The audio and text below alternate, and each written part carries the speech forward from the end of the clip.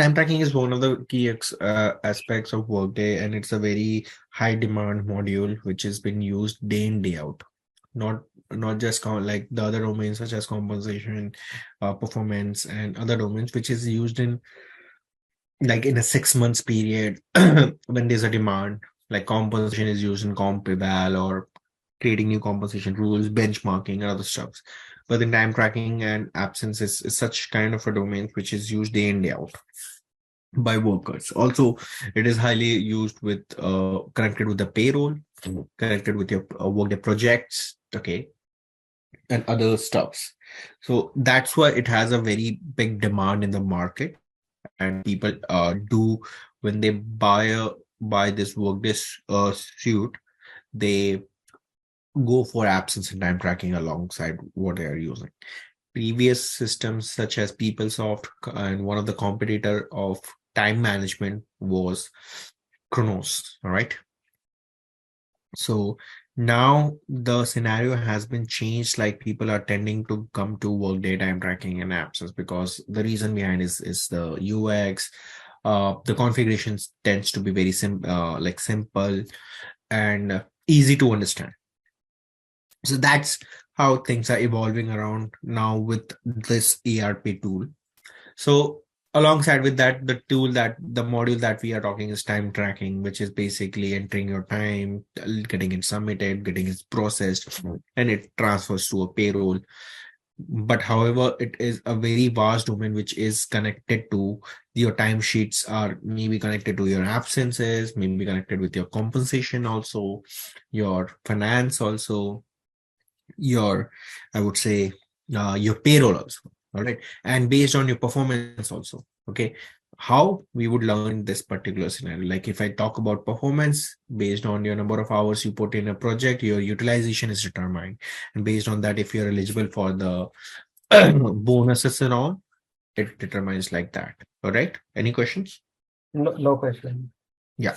So that's how, like, if I talk about in a bookish language, how it got determined in your projects also. Like in projects, you see, you enter time and that got billed to the customer. If I talk about, if I'm working for a consultancy, then in day-to-day life in US also, people do fill their timesheets, and based on that, if you're hourly pay, you get your paid like that. You get your paid through your timesheet filled.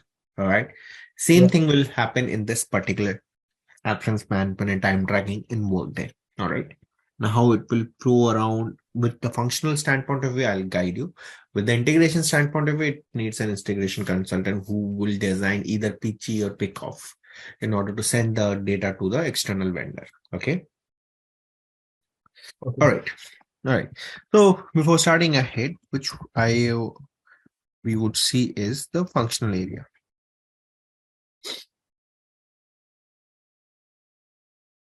So in order to have time tracking in the system, we will have to see if we have the functional area time tracking enabled first.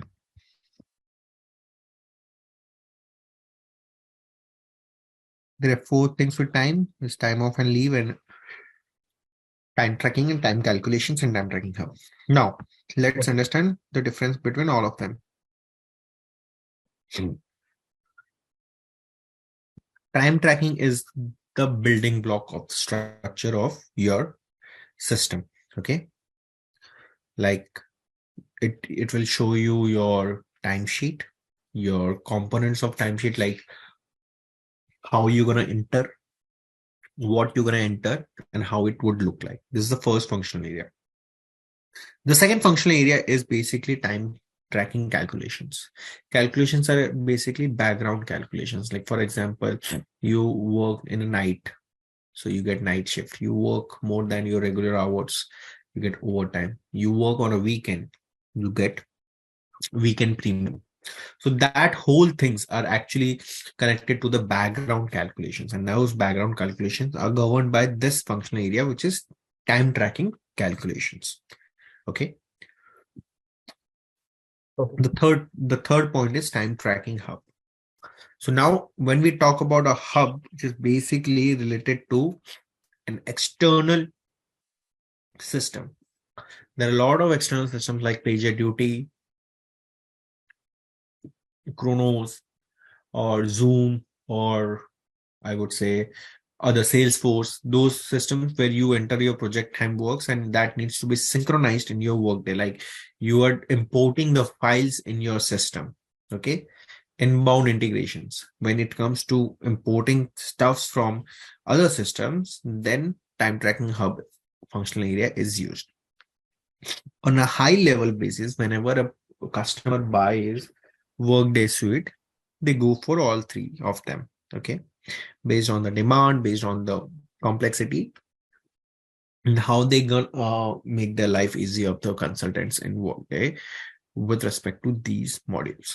So these are the three functional area which needs to be enabled, and based on that, other activities would go ahead with this particular venture.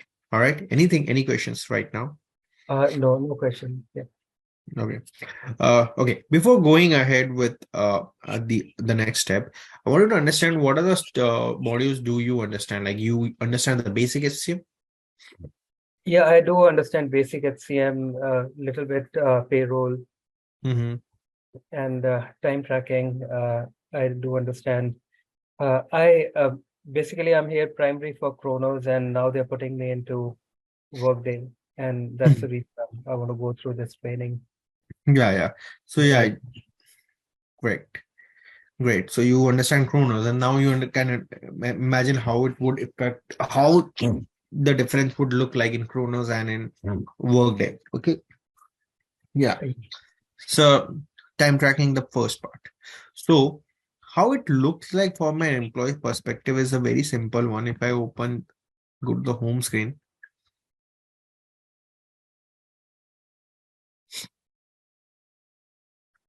Uh-huh.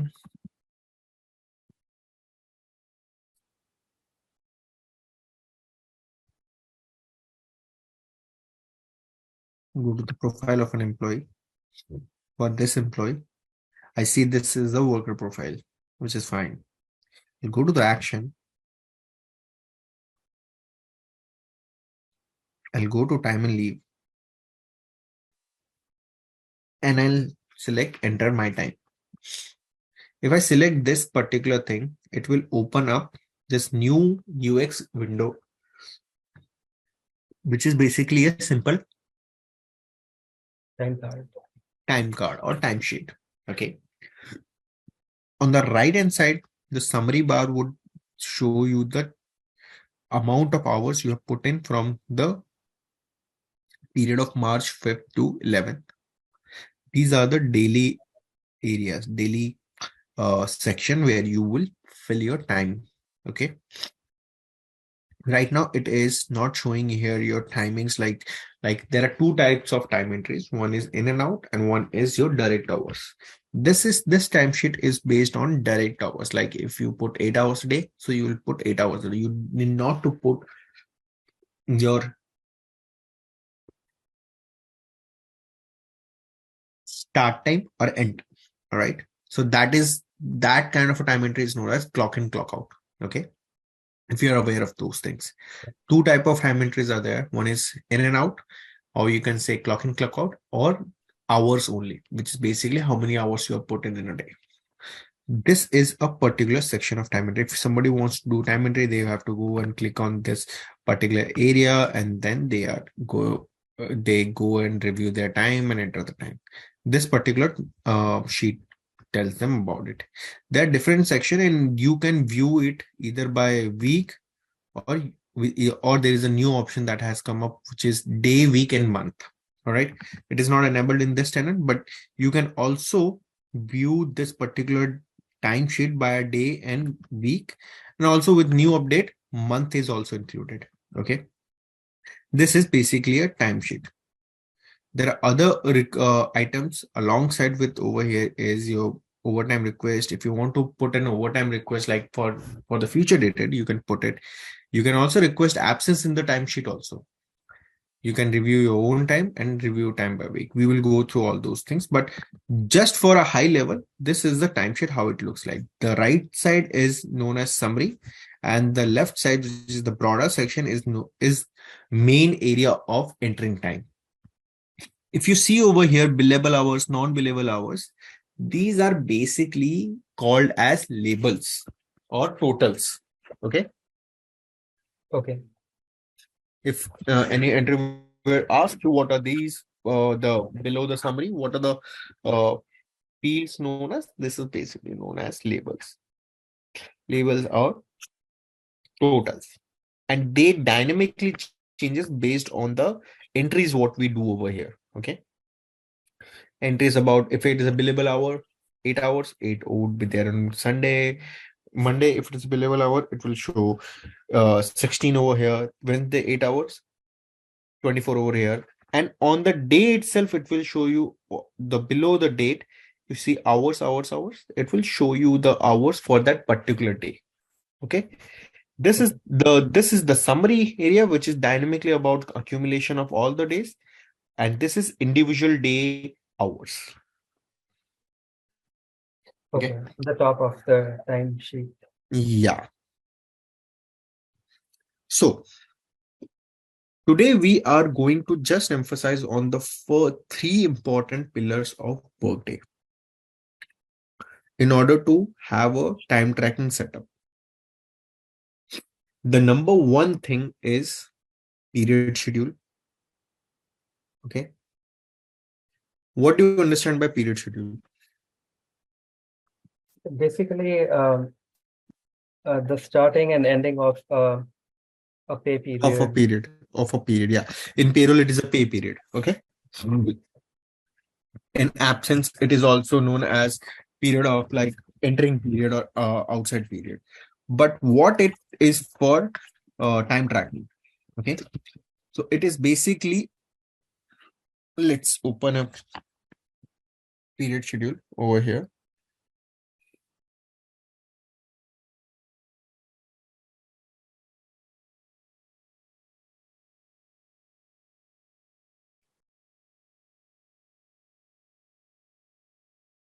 Maybe the time tracking one.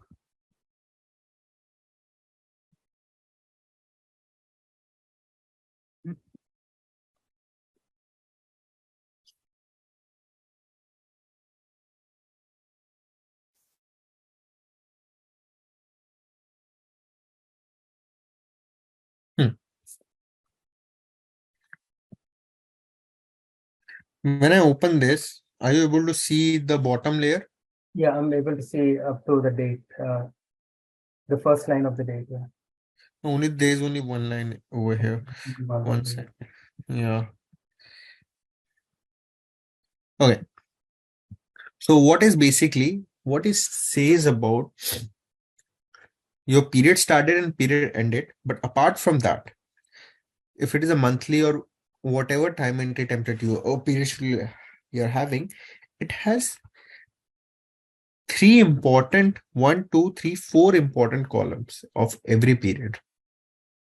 We are going to learn about these four now. One is your open time entry. One is your lock time entry, unlock for adjustment, and close time entry. So what is open time entry? Consider it as a practical example, like you are having a you're having a key, all right, and the moment you have a gate also in front of you, you have the key for that gate. The moment you use that key to open that gate, you push it, the gate opens. All right, which means your gateway for that. You have to enter your room, you have the key, and you open it and you enter the room. That is basically the open time entry. Or we can say it in a different way, that the entry point date when we can enter time for that period. All right. If our period schedule is January 1st, period started and period ended is 31st of January, and we add the open time entry as 15th of January, which means that on 15th of January, I am able to enter my time from 1st of January to 31st of January. Got it? Yeah. Yes. Open time entry is basically the entry date from which, effective entry date from which you can enter time for yourself. Okay. When is there is open, there should be another point which is the lock time entry. Okay. Lock time entry is the effective date from which date you are not able to enter time for that period. Like if I have added the date 30th of January as my lock time entry, so as an individual, like as an individual worker, you will not be able to enter time from the after 30th of January for the month January 1st to 31st of January. Okay, which means yeah, your access of entering time for that period for that month has been locked, or we can say that has been restricted. But the super users such as time tracking administrator or time tracking timekeeper would be able to enter on your behalf, even if it is a lock time entry. All right. But a user like employee self-service would not be able to do it. That is the emphasis that I want to give on lock time entry. So lock time entry is restricts the user, the employee, to enter the time for that period. However, upon some there are some cases, like if I tell you that employees do forget entering time, then they raise a case, and then timekeeper or time tracking admin or HR ops would enter the time on behalf of the worker for the following dates. Okay. Have you seen those things in real life? Yeah. Heard of those things? Yeah, those are very common. Like our pay period ends on Sunday, and on Monday morning, the employee is calling the manager that I could not enter time for this particular day, or last time entered for Friday. And then the manager has to go in and enter. Yeah. Manager, HR ops, or whosoever. Yeah, Whoever it's a has. common issue which floats around Workday a lot. Okay. Now, in order to like given feasibility, like after lock time entry, there is another day which is the unlock for adjustment. It is basically reopening the time entries for that period. If somebody has forgotten, or if somebody wants to make changes on their time entry, all right, they can do that particular uh, adjustment or modification or alter their entries after this particular date. For example, let's take a practical example. My open time entry is from 1st January for the January month. For 1st January, I'm letting it go. On 30th of January, I said stop. Now, no more entries for the month of January. Okay. Yeah. Simple. These two terms are simple. Now, but I felt that there would be some employees who must have forgotten to enter the time. So let's do one thing. After 2nd of February, we will allow them to enter the time for the previous month, which is the January. Okay. So if I put a date over here, 2/2/2023, what will happen on 2/2/2023, the employee self-service would be able to enter the time for the month of January. Okay. Okay. Simple. Till now, Yeah. any doubts? No doubt, sir. Okay. So which will allow them to enter the time. But there are certain, like say, mischievous employees who will keep on changing. And what will happen? Retro pay would be given to them. Correct? Yeah. Keep on increasing or whatever, making small payments. Okay. But now, in order to completely get rid of this, we have a close time entry. Close time entry is permanently closed, sealed, no entries after that. Not even a super user can do it. Okay. That's why a close time entry is there. Close time entry, it is an interview question. Like if close time entry has been passed, and if somebody is trying to enter the time for that period, like for example, my close time entry is from 4th of February. Okay. After that, nobody would be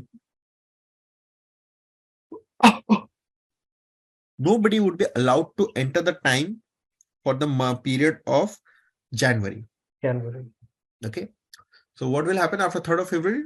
If I'm trying to do it, if I am the security admin also, enter the timing of or on behalf of the worker, it will not allow to do that. It will Okay. not at all allow to do that. The only solution is to, if there would be some criminals in an organization who will still come with a question that, yeah, I forgot to enter my time on call hours. Yeah.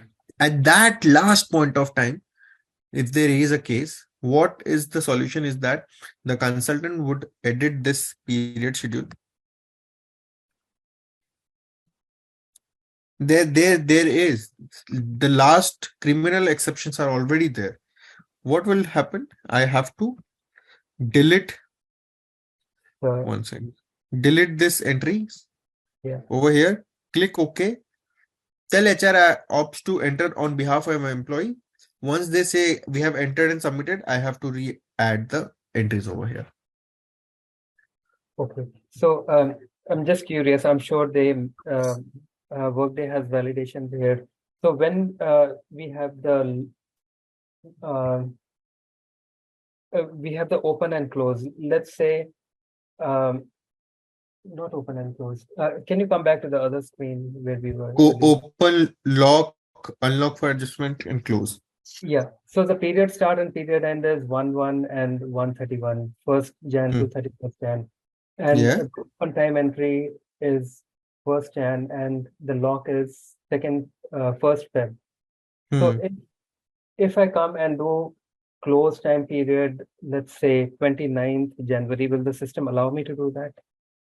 Yeah, system will allow. System will allow. Okay. One second, let's see now.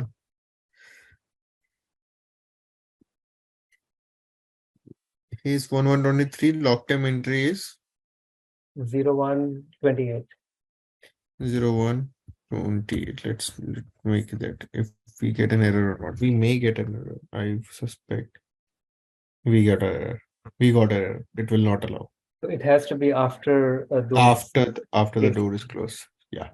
Okay. After the door is closed. Yeah, that makes sense. Yeah, I was just curious about that. Yeah, this is the case. Yeah. It would give you alert or something, but yeah, these things will not allow. They are synchronized with each other. Yeah, one falls after the other. It's like a waterfall. It's a waterfall, one after one after one. So close time entry will not allow anyone to, like, after the close time entry, none of the worker would be able to enter. Now, period schedule is always associated to the worker. Okay. But understand this is one of the, so you understand this particular, what is the emphasis of periods and open time entry, lock time entry, unlock for adjustment, and close time entry, correct? Yeah, I understand. Yeah. Now you do in payroll, so you know that period schedule is configured with the worker eligibility, correct? Yeah. Worker eligibility. So it is highly advisable that when we create a period schedule, like for example, I got a requirement that we need a monthly period schedule for the APAC region, okay, for the time tracking. So what I will do, I will try to make broader period schedule. Countries, I'll add China or APAC countries, all right. What it will do, it will allow them, all the workers, to have that they are falling for the time tracking monthly period schedule, all right. So period schedules are always made for the larger audience when it comes to eligibility, okay. Why? Period schedule are always connected 1:1 to the worker. Like one worker will always be eligible for one period schedule. He cannot be eligible for more than one period schedule. If he is, then he will not be able to enter the time. Okay. Period schedule are always attached to one worker. So for example, if I am creating a worker eligibility, I'll go ahead and create worker eligibility over here. It is advisable, like for example, if somebody proposes, like in some organization, they are so dumb that they say that we will link period schedule to job profiles. Okay. So what will happen if there's a mix of the period schedule? Like for example, America is used bi-weekly, right? In your companies, bi-weekly payments. Yeah. Asia monthly. India maybe monthly, maybe semi-monthly. But companies say, no, let's make the period schedule based on job profile. Then you have to, as a consultant, it is a moral duty to tell them that it is wrong. Let's make it country to country wise. Or on a larger area, for example, America is using bi-weekly. Let's create another period schedule bi-weekly, and let's add the eligibility that all the workers based out of America. Apart from them, other, if they are using monthly, let's make them country specific, that these are the countries. Like eligibility would be like worker location, address, country of worker. Is if the worker are belonging to those countries, then it will be monthly. All right. For example, if I want to do it, like for example, APAC workers time tracking eligibility.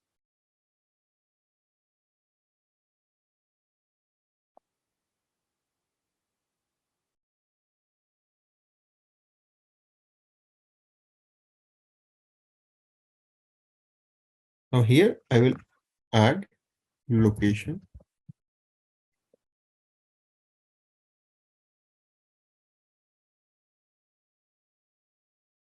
No. Always see the business object. We do not use position or position management. Okay. We always, you will use worker. Okay. Time tracking eligibility rule is always associated to the worker. So again, I'm repeating, you will do one thing. You will create the eligibility rule for the period schedule. Location, you will check the worker eligibility. Let's take an example. I'm making it for China. Okay, country location. Let's me add my country. Country. Yeah.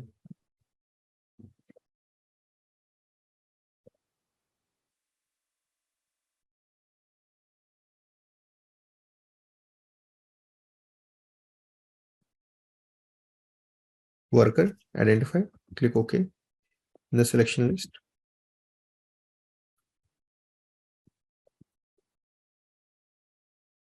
China, India. Okay. You will click OK. Okay. What will happen? All the workers who will be using time tracking and are connected to the frequency monthly, they are eligible. Okay. Here, if you see 2, 3, 4, it is wrong. Only one. Only one. Okay. This is the period schedule. Now, it as you are also human, I am also human. And if I'm working on projects, I may mix up sometimes the eligibilities. Correct? It can happen. The Yes. eligibility can mix also. And it is a blind thumb rule that one worker will have one period schedule. Blind thumb rule. This is the basic rule. And it is an interview question. I asked this question. What if some employees are having multiple period schedule? Because it is eligibility. It is not like instance or something. It is eligibility. Eligibility can get mixed match. Correct? Yeah. Yes. How to identify that? A very big question. Basically, the employee will not be able to enter time. That would be your first way of identifying. First way, this is one-to-one. Okay. You will check if the worker, if he is eligible for 2, 3 period schedule, it's okay. But once you identify one, and you get one case, okay, from the HR that this is has happened. But in back of the mind, you will be thinking, yeah, there would be many more workers, but how to identify them? Correct? Yeah. Until unless you know, do not get a HR ticket. So there is a task for that. And this task is known as audit multi-period. Audit worker with multiple period schedule. If you click on that, a report will run. if that report is showing values, which means there is some gadbad in your configuration. Now see, this report is showing values, Two people which have is internet. this Jonathan Quinn is eligible for these two period schedule, and because of these two worker eligibility. Okay.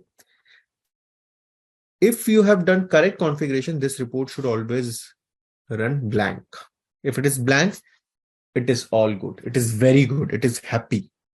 If it is not blank, boss, those items you are getting, these two worker will not be able to enter the time. Then you have to go and check the worker eligibility and make sure that you create a correct worker eligibility. All right. Yeah. This is a thumb rule. Understand, Anmol? And it is one of the important questions. So after creating period schedule and after creating the worker time tracking worker eligibility in your period schedule, click OK and run this. And this is a checkpoint. After that, you will go to the next step. Okay. All right. So you understand this particular thing. Yeah, I understand. Yeah. Yeah. And this is the most important thing. Okay. It's In kind the of periods. it's kind of the eligibility is like a where clause in a SQL, and there are two SQLs conflicting, returning the same. Yeah. Yeah. Correct. You understand in a different way, but yeah, it's correct. So this is the first point that I wanted to give. Now, we have one important thing which I will teach you in a very free mode, that is the work schedule calendar. Do you understand what is the meaning of work schedule? It's basically the schedule of an employee, like let's say Monday, Tuesday, Yeah. 9 to 5, and Correct. Thursday, Friday, 8 to 4. Correct. So how we are going to do, we have done period schedule. Okay. After that, we'll go to work schedule. Okay. After that, we will start creating time entry codes, like what employee will enter, where the employee will store. Once it is done, we'll go to the UX part, that is time entry template. Okay. Time entry template would be half done. Then we'll go to calculations, and then we'll be working with the time entry templates and those things. Okay. Like that. So period schedule is done. Okay. Now, just giving a hint, work schedule is another. First thumb rule is period schedule is 1:1.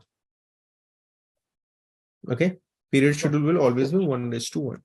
Second is your work schedule calendar. First pillar is done. Now we are creating a tripod structure building. So the second structure is your work schedule calendar. Every employee who is doing time tracking in the system needs to have assigned works schedule, correct? Yes. Which will determine when they are working and when they are not. Simple task that we have is create work schedule calendar. The moment you create this, you see the name. For example, I'm making a calendar for Canada employees, Monday to Friday, 40 hours. Okay. Simple. I'll Yeah. keep the schedule summary as like this. Now, calendar rule and work schedule calendar rule. And if you do not put anything over here, this calendar is not assigned to anyone. Okay. Automatically, it is not assigned to anyone. Okay. Nobody is eligible. This is a blank kind of a work schedule, that this is a work schedule that we have a system. If somebody wants to use it, they have to go through a process which is known as assigned work schedule. Okay. But if you want to make a eligibility, you can make it like this over here. Create a holiday work schedule calendar rule. What is basic? It is basically eligibility condition which will allow employees to have this work schedule calendar automatically to the bucket. So I'll click over here. You'll hear a lot of time tracking eligibility rule over here. And for time tracking, you create eligibility rule with the name task is known as create time tracking eligibility rule. Okay. Okay. So location Canada.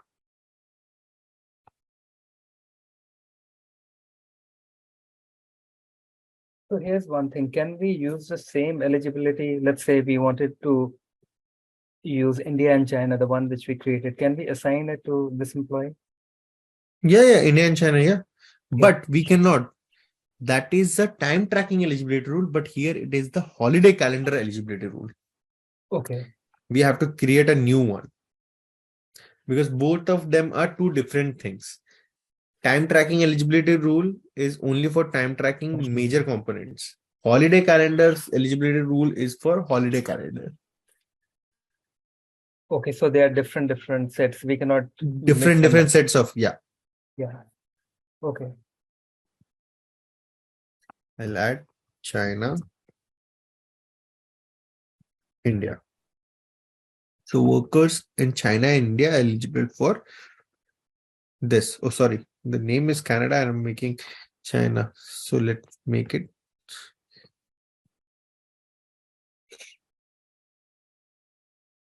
CHN and IND.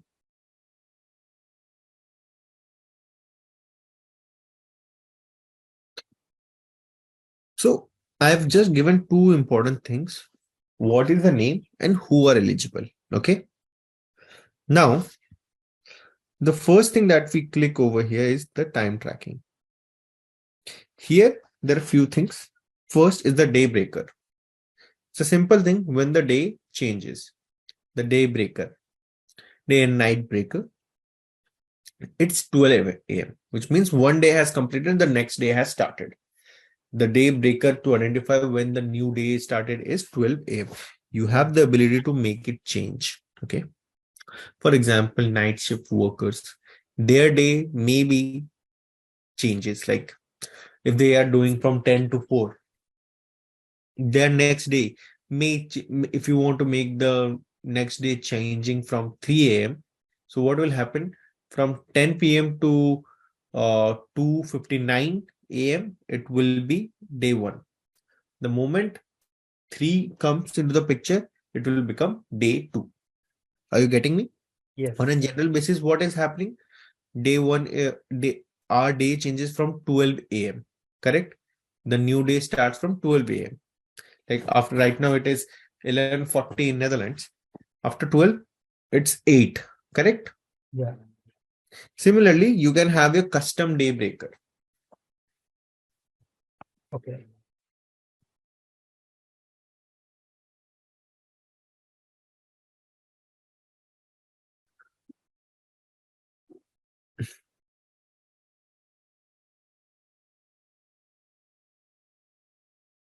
I'll add first component. 12 a.m. is a day breaker. Day breaker divides. Now, what is the work week start day? What Okay. do you understand by this term? Work week start day. Like when in payroll terms, it could be the first day of the pay Hello? period. I lost your voice. Lost your voice. Can you hear me? Yeah, now I can hear you. Okay. So in terms of payroll, it could be the first day of the pay period. Hmm. Is In that terms correct? of the payroll. In terms of payroll. But in terms of time tracking, Uh, working day. Working day Working day. start day. Okay. So if I make it Monday, the work week starts from Monday. So the time Work sheet week. will be from Monday to Sunday if we do Yeah. Monday. Yeah. Okay. Yeah. Bi-weekly calculation start date is not our headache. Okay. It is Okay. for which country? Uh, Can you guess? US, yeah. US and Canada. US and Canada. Yeah. Configurable calculation period. Month starting day on 1. What is basically, it is basically the background calculation start date, when to start. Every month start date it starts the background calculation which goes on behalf of employee. So month starting on day 1, it will do the needful of the background calculation to trigger or refresh. Okay. Okay, till here you have any doubt, like from the first section to this section? No doubts. Okay.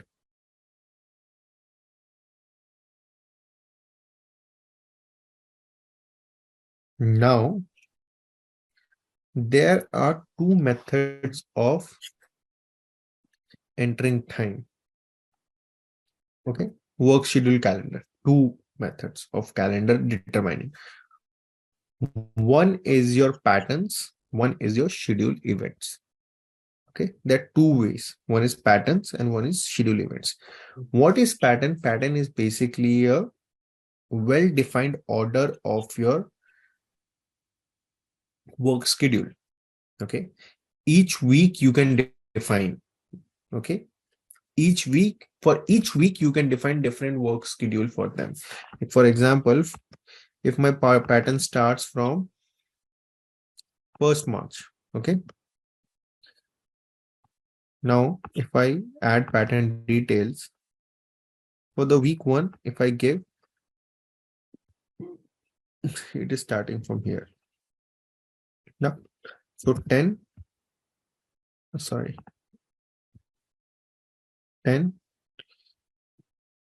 to 06, 18 8 Uh, hours. you said meal start. Oh, sorry, meal start. I added on the start time rather than meal start. Sorry, correct. 10. So automatically 8 hours. Okay. AM to 6 p.m.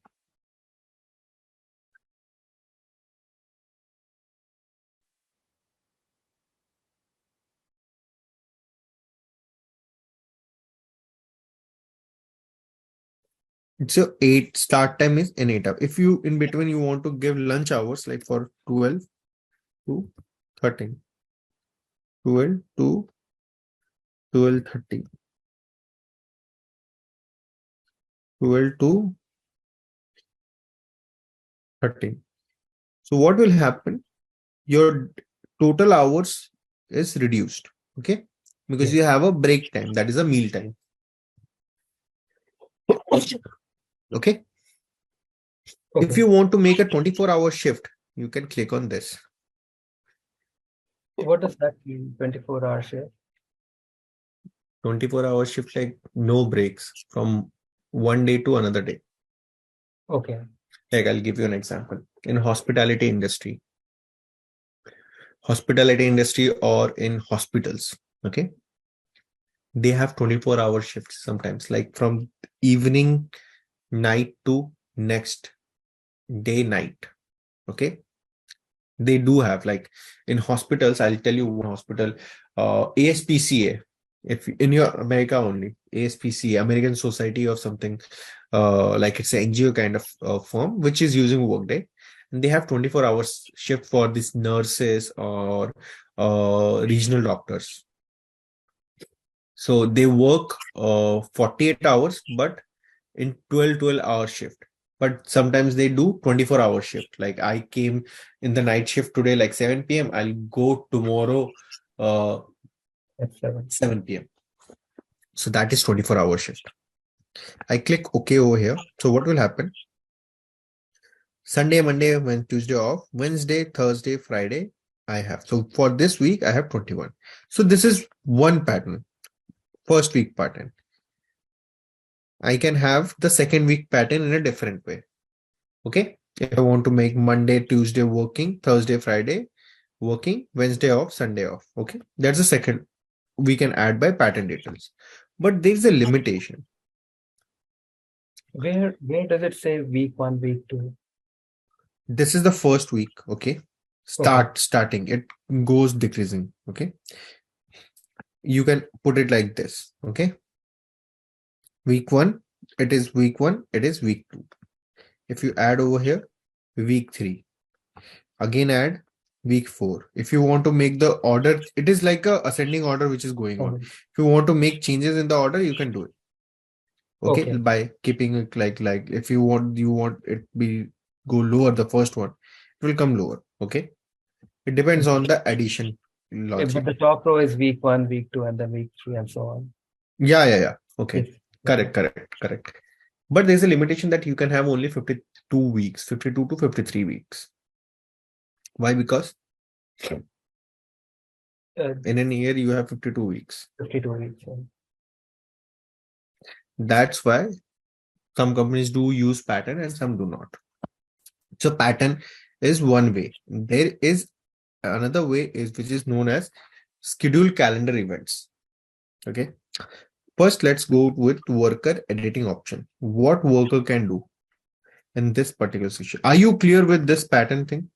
Yeah, I'm clear with this pattern. Pattern thing. Still now you're clear with this, Yes. correct?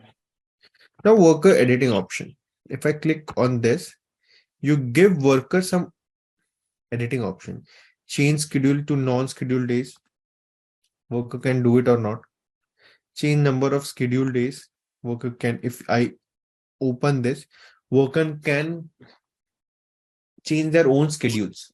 If I give this as checkbox, okay, worker can themselves assign work schedules. Change worker scheduled day to non-scheduled day and scheduled day to non-scheduled day. So in a high level, we do not give that liberty to the workers because it is something the business decides their work schedules, not they.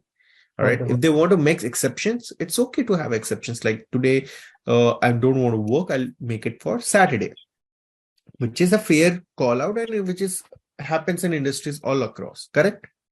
correct. So can we 1 second go to the pattern? I have a question there. Yeah, sure.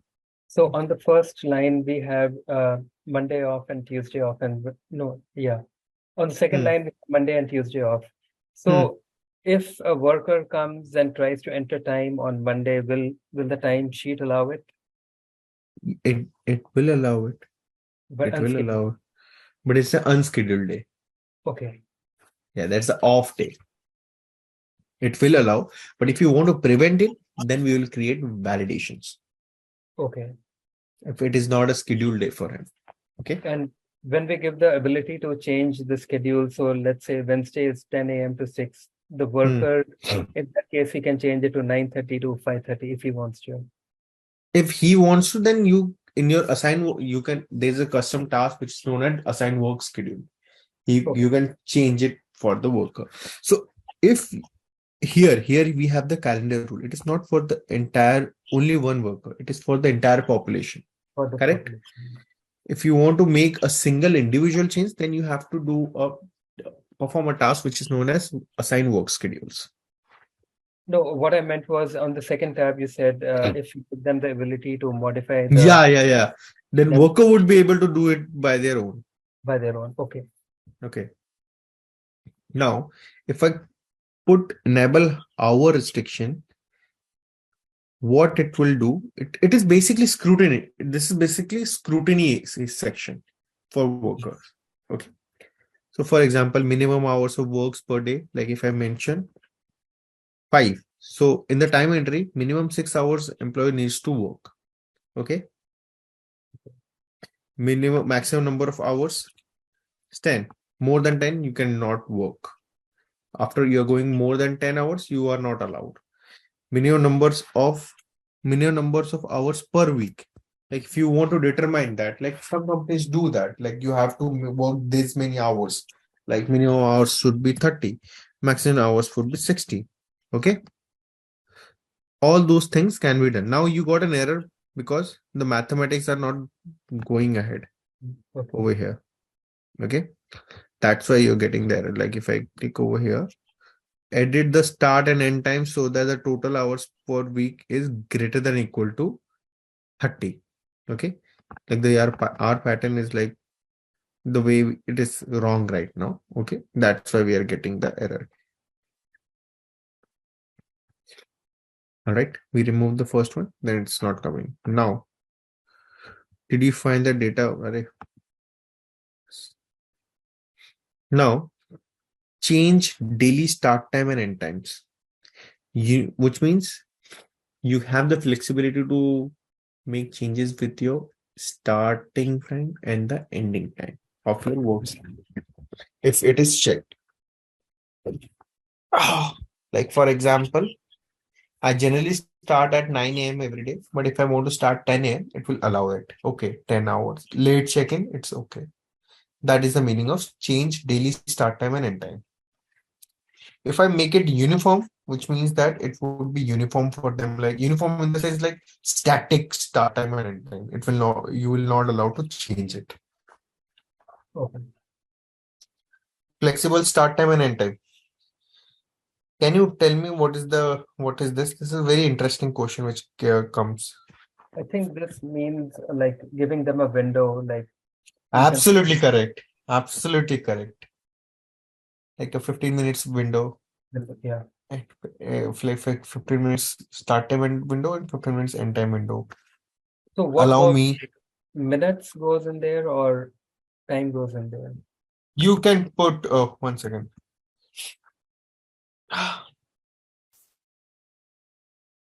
You can put 15 over here. Let's see. Flexible start time. It is the total time which you can add. Like for example, based on your pattern, automatically it will calculate what is there. Okay. Okay. Over here, flexible start time and flexible end time. You can start till 5. You can end till 10. And Okay. Even if it is 10 a.m. 10. You can have the ability to start from 5 also, whatever date you have mentioned. Again, the second section, allow meals and change meal start time and end time. Allow meals like if it is checked, which means you're allowing meals to the workers. Okay. An employee has the flexibility to change the meal start time and end time. And again, minimum food time and maximum food time. Scrutiny. This section is basically scrutiny. What you Okay. want to do for the employee. Okay. And it's necessary for organizations like where daily wage workers are working. Okay. There it is necessary. Okay. Yes. So in these two sections, are you having any No, no. queries?